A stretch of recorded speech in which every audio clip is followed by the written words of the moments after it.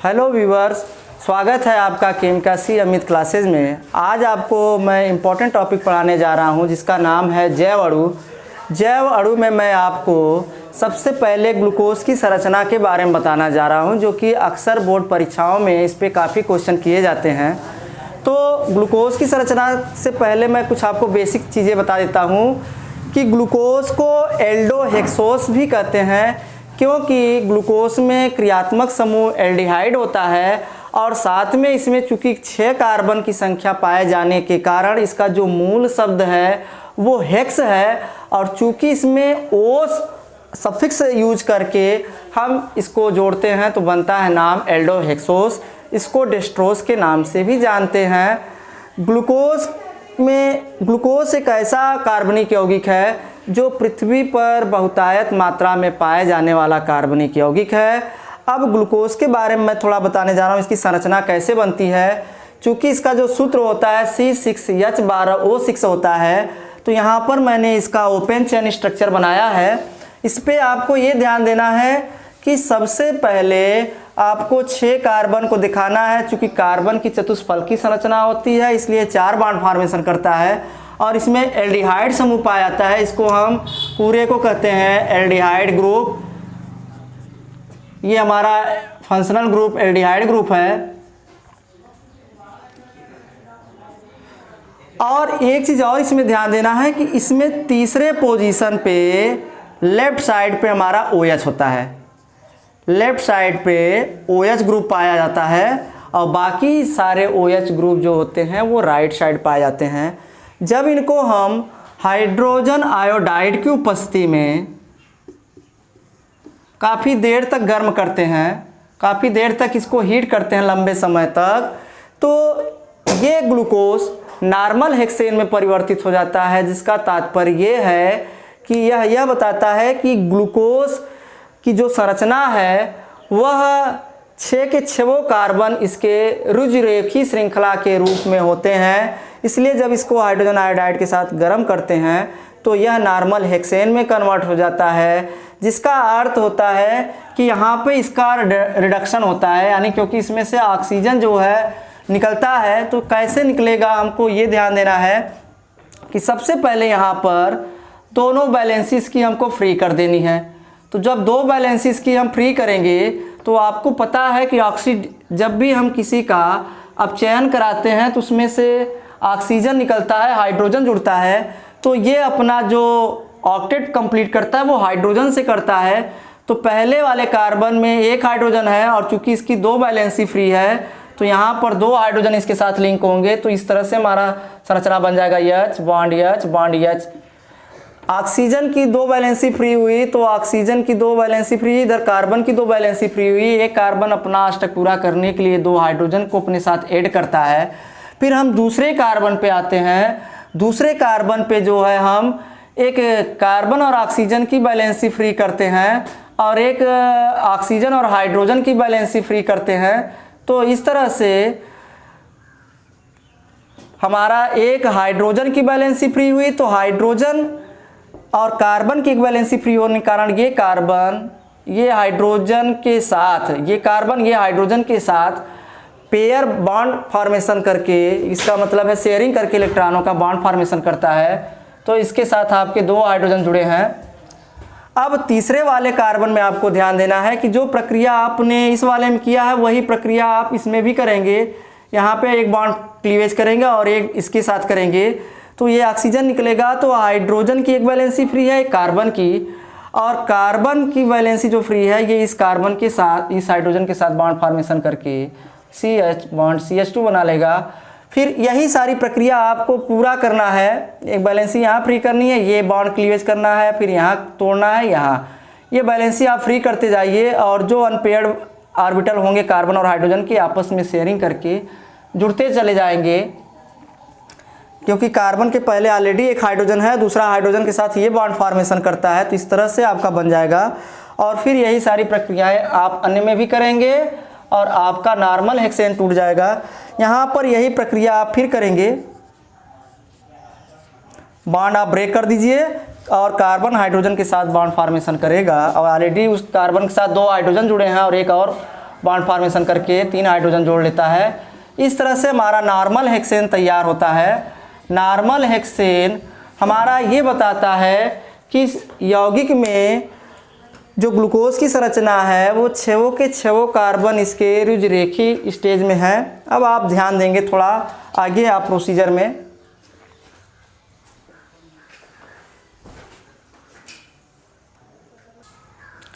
दूसरा हमारा जो इम्पोर्टेंट रिएक्शन है, ये ध्यान दीजिए कि अब हम ग्लूकोज की क्रिया जो है, ग्लूकोज की क्रिया हाइड्रॉक्सिल एमीन से कराएंगे।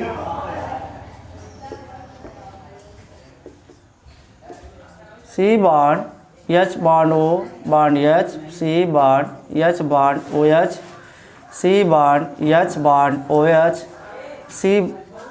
CH2OH। अब ग्लूकोज की क्रिया जब हम हाइड्रॉक्सिल एमीन के साथ कराते हैं तो हाइड्रॉक्सिल एमीन के साथ आप कराओगे, हाइड्रॉक्सिल एमीन का सूत्र होता है NH2OH। NH2OH को हम हाइड्रॉक्सिल एमीन भी बोलते हैं, इसका नाम आप नोट कर लीजिए, हाइड्रॉक्सिल एमीन के नाम से ये जाना जाता है। जब इसकी आप क्रिया कराते हो तो ये साइनोहाइड्रिन देता है, ऑक्सीन देता है, सॉरी। तो सबसे पहले आप क्या करोगे कि आप जो है कार्बन और ऑक्सीजन की दोनों वैलेंसी फ्री कर दीजिए और यहाँ पर नाइट्रोजन और हाइड्रोजन से जुड़े दोनों बॉन्डों को आप फ्री कर दीजिए वैलेंसी। अब कार्बन की 2 वैलेंसी फ्री होने का मतलब है कि कार्बन के ऑर्बिटल 2 अनपेयर कंडीशन में आए और 2 वैलेंसी फ्री नाइट्रोजन का हुआ, अतः इसका तात्पर्य है कि नाइट्रोजन के भी 2 ऑर्बिटल अनपेयर कंडीशन में आए। तो नाइट्रोजन का ये अनपेयर इलेक्ट्रॉन कार्बन के इस अनपेयर्ड इलेक्ट्रॉन से शेयर करेगा और नाइट्रोजन का दूसरा अनपेयर्ड इलेक्ट्रॉन कार्बन के इस अनपेयर्ड के साथ शेयर करेगा, जिसके साथ कार्बन जो है, जो एल्डिहाइड समूह का कार्बन है, वह नाइट्रोजन के साथ डबल बॉन्ड फॉर्मेशन करता है। तो इस तरह से बनता है N और नाइट्रोजन के साथ आपका OH है। बाकी सारी चीज़ें आपको वही करना है, C bond H bond OH, C bond H O bond H, C H bond OH, C H bond OH और CH2OH। इस तरह से आपका ऑक्सीन तैयार होता है। इसको ग्लूको ऑक्सीन भी बोलते हैं और आपका वाटर साथ में रिड्यूस होता है, वाटर आपका रिड्यूस होता है। इस तरह से आप स्क्रीनशॉट ले लीजिए। तीसरा जो हमारा टॉपिक रिएक्शन है, तीसरा हमको करना क्या है कि ग्लूकोज की क्रिया वीक एसिड हाइड्रोजन साइनाइड से करानी है। तो आप इसको और आसान करने के लिए ग्लूकोज की संरचना आप इस तरह से लिख लीजिए, CHOH का होल टेट्रा, CH2OH, ये आपका ग्लूकोज है। और जब ग्लूकोज की क्रिया आप हाइड्रोजन साइनाइड के साथ कराते हो तो ये आपका वीक एसिड होने के कारण, चूँकि ये एसिड है तो एसिड जो होता है आपका प्रोटॉन डोनर होता है, ये आपका प्रोटॉन डोनर होगा। तो जो हाइड्रोजन और कार्बन के बॉन्ड के इलेक्ट्रॉन है, बॉन्ड पेयर के, जब बॉन्ड इसका क्लीवेज करेंगे तो चूंकि ये एसिड प्रोटॉन डोनर होने के कारण दोनों इलेक्ट्रॉन CN खींच लेता है, जिसके कारण इस पे चार्ज माइनस आ जाता है और S पे चार्ज प्लस आ जाता है। इसी को हम प्रोटॉन के नाम से जानते हैं। और इस कंडीशन में साइनाइड को हम जो है नाभिक स्नेही भी कह सकते हैं। और यहाँ पे कार्बन और ऑक्सीजन पे आंशिक चार्ज प्लस और माइनस होता है, क्योंकि कार्बन की अपेक्षा ऑक्सीजन मोर इलेक्ट्रोनेगेटिव होता है। तो ये साइनाइड माइनस वाला चिन्ह जो है कार्बन पे अटैक कर देता है और ये O माइनस जो है इस पे अटैक कर देता है और इसका इलेक्ट्रॉन ये दोनों खींच लेगा, क्योंकि ऑक्सीजन मोर इलेक्ट्रोनेगेटिव होने के कारण अब कार्बन और ऑक्सीजन के बीच के जो बॉन्ड पेयर के इलेक्ट्रॉन है वो खींच लेता है और साइनोहाइड्राइन बनाता है। Cyanohydrin H bond C bond CN bond OH bond CH OH bond whole 4 CH2OH। तो ये हमारा साइनोहाइड्रिन बनाता है कंपाउंड। इसका आप स्क्रीनशॉट ले लीजिए, स्क्रीनशॉट ले लीजिए आप इसको। इम्पोर्टेंट रिएक्शन है वो है ग्लूकोज की क्रिया जब हम ब्रोमीन युक्त जल के साथ कराते हैं, जैसे आपको पता है कि ग्लूकोज का जो सूत्र होता है HC⋯O CHOH का होल टेट्रा CH2OH, ये आपका ग्लूकोज है।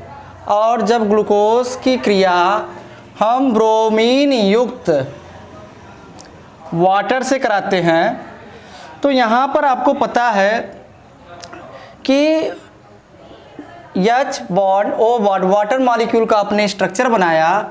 और आप करिए क्या इसमें कि जब ये ब्रोमीन युक्त वाटर से ग्लूकोज की क्रिया कराते हैं तो ये ग्लूकोनिक एसिड बनाता है।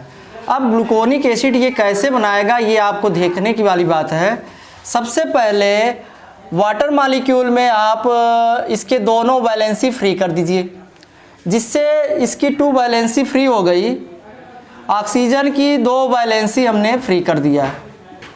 अब यहाँ पर आप कार्बन की 2 वैलेंसी फ्री करिए, एक पाई बॉन्ड में आप वैलेंसी फ्री करिए और एक कार्बन और हाइड्रोजन की वैलेंसी फ्री करिए। तो यहाँ पर अब कार्बन की 2 वैलेंसी फ्री होने के कारण ऑक्सीजन के ये 2 इलेक्ट्रॉन, कार्बन का 1 इलेक्ट्रॉन और कार्बन का ये दूसरा इलेक्ट्रॉन ऑक्सीजन के इस इलेक्ट्रॉन से क्रिया करके, चूंकि 2 इलेक्ट्रॉन कार्बन के अनपेयर और 2 ऑक्सीजन के अनपेयर, 4 इलेक्ट्रॉन मिलकर कार्बन के साथ डबल बॉन्ड बनाते हैं और ऑक्सीजन का ये अनपेयर्ड इलेक्ट्रॉन हाइड्रोजन के इस इलेक्ट्रॉन के साथ शेयर कर लेता है, जिसके कारण हमको संरचना जो मिलती है C⋯O। चूंकि कार्बन और ऑक्सीजन के 2 अनपेयर्ड ऑर्बिटल थे तो 2 इलेक्ट्रॉन मिलकर 4 इलेक्ट्रॉन होकर डबल बॉन्ड फॉर्मेशन करते हैं। और यहाँ पे ऑक्सीजन की 1 वैलेंसी फ्री थी कार्बन के साथ, इसने इस हाइड्रोजन के साथ क्रिया करके OH बनाता है और फिर आपका CHOH का होल टेट्रा और आपका CH2OH। इस प्रकार से आपका ग्लूकोनिक अम्ल बनता है, ग्लूकोनिक एसिड तैयार होता है। ये आपका तब बनता है जब हम ग्लूकोज की क्रिया ब्रोमीन युक्त वाटर के साथ कराते हैं। 5वां हमारा जो इम्पोर्टेंट रिएक्शन है वो वेरी इम्पोर्टेंट है। जब हम ग्लूकोज की क्रिया एसिटिक एनहाइड्राइड के साथ कराते हैं तो यह ग्लूकोपेंटा एसीटेट बनाता है, जो यह बताता है कि किसी भी ग्लूकोज मॉलिक्यूल में टोटल जो हाइड्रॉक्सिल समूह की उपस्थिति है वो 5 हाइड्रॉक्सिल समूह की उपस्थिति है, इसको बताता है। तो कैसे आप देखेंगे, पहले सबसे पहले आप देख लीजिए H bond C⋯O C⋯H bond O bond H CHO bond H CH bond OH CH bond OH और CH bond H bond OH। यहाँ पर आप एसिडिक एनहाइड्राइड के साथ कराएंगे तो आप 5 मोल लीजिए। कैसे, पहले सबसे पहले आप एसिटिक एनहाइड्राइड की संरचना बना लीजिए CH3 C⋯O O bond C double bond O bond CH3। ये आपका एनहाइड्राइड है, एसिटिक एनहाइड्राइड इसको आप बोल सकते हो, एनहाइड्राइड। अब यहाँ पर आप क्या करेंगे, सबसे पहले आपको ध्यान देना है कि यहाँ पर कार्बन और ऑक्सीजन के बीच आंशिक आवेश होता है प्लस और माइनस का। तो ये 2 बॉन्ड जो 2 कार्बन और ऑक्सीजन के बीच बॉन्ड है, इसको हम जब बॉन्ड क्लीवेज कराएंगे तो दोनों इलेक्ट्रॉन ऑक्सीजन की ओर शिफ्ट हो जाएगा, जिसके वजह से कार्बन पे चार्ज माइनस आएगा, ऑक्सीजन पे चार्ज माइनस आएगा और कार्बन पे चार्ज प्लस आएगा। यहाँ पे ये जो प्लस चिन्ह है कार्बन पर, यह बताता है कि यह कार्बन इलेक्ट्रॉन रागी का कार्य करता है, या आप लुईस एसिड के रूप में भी ले सकते हो, क्योंकि कार्बन का ऑक्टेट कंप्लीट नहीं हो रहा है, इसके ऑर्बिटल में टोटल इलेक्ट्रॉनों की संख्या 6 है। अतः इसको ऑक्टेट पूरा करने के लिए 2 इलेक्ट्रॉनों की ज़रूरत है। तो और दूसरा हमारा जो है CH3COO, इस पर चार्ज माइनस है, ये नाभिक रागी के रूप में है, यानी लुईस बेस के रूप में। इसको जो है प्लस चिन्ह की ओर ये आकर्षित होगा, जबकि हमारा CH3CO ये माइनस की ओर आकर्षित होगा। तो हम करेंगे क्या कि जितने हमारे OH हैं ये ऑलरेडी सब इनके बॉन्ड क्लीवेज कराएंगे, तो ऑलरेडी कार्बन पे चार्ज प्लस O पे चार्ज माइनस, यही चीज़ें आपको करानी है। प्रत्येक पे minus plus minus plus minus plus, सब आप इलेक्ट्रॉन शिफ्ट कर दीजिए, माइनस प्लस, इस पे माइनस आ जाएंगे। इस तरह से आपको 5 OH माइनस मिलेगा और 5 CH3CO से ये पाँचों 5 OH इसमें से माइनस निकला और इसमें से 5 आपको CH3COO जिस पे चार्ज प्लस है मिलता है।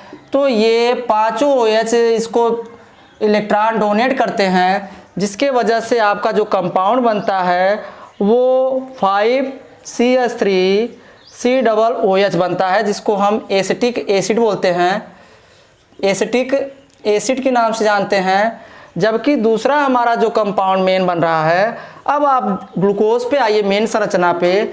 यहाँ पे प्रत्येक कार्बन के साथ जो है आपका एसिटेट ग्रुप जुड़ जाएगा। तो इस तरह से हमारा संरचना बनेगा, H bond C double bond O, और उसके बाद जो है H bond O bond C double bond O bond CH3 C, आप इधर भी दिखा सकते हो, bond O bond C double bond O CH3, यहाँ आप दिखा दीजिए और यहाँ पर आप कर दीजिए H, फिर उसके बाद C bond H bond O bond C double bond O CH3, फिर वही प्रक्रिया आप आगे बढ़ा दीजिए, C bond H bond O C double bond O CH3, और 1 2 3 4 5 और लास्ट वाला जो आपका होगा वह भी आपका यही बनाएगा, C bond H bond O bond C double bond O CH3। इस तरह से आपका जो है ग्लूकोपेंटा एसीटेट बनाएगा।